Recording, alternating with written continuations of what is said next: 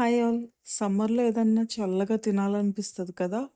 Yes. కానీ healthy version అయితే ఇంకా బెటర్. సో, మనం ఈరోజు హెల్తీ వెర్షన్ ఆఫ్ పుల్లైస్ చూద్దాం.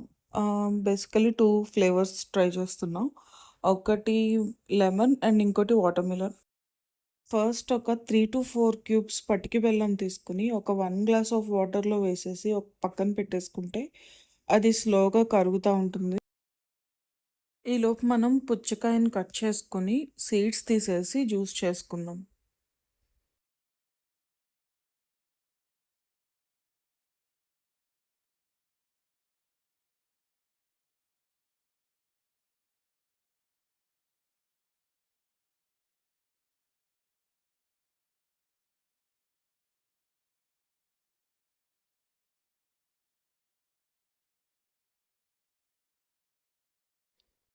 ఇప్పుడు ఒక ఐస్ క్రీమ్ మౌల్డ్ తీసుకుందాం. యూజువల్లీ ఈ మౌల్డ్స్ లైక్ అమెజాన్‌లో లేదంటే డీమార్ట్‌లో, బిగ్ బజార్‌లో దొరుకుతాయి.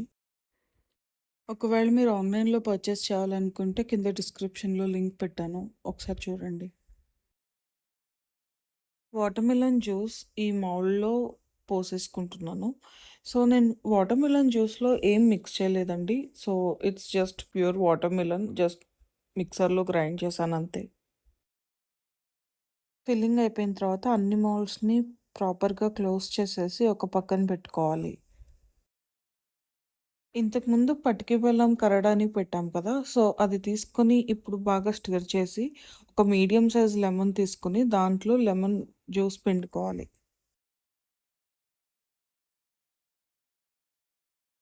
ఇప్పుడు ఇంకొక సైడ్ కూడా ఫిల్ చేసేసుకొని, మౌల్డ్స్ మొత్తం ప్రాపర్‌గా క్లోజ్ చేసేసుకొని, ఒక 5 అవర్స్ డీప్ ఫ్రిడ్జ్‌లో పెట్టాలి.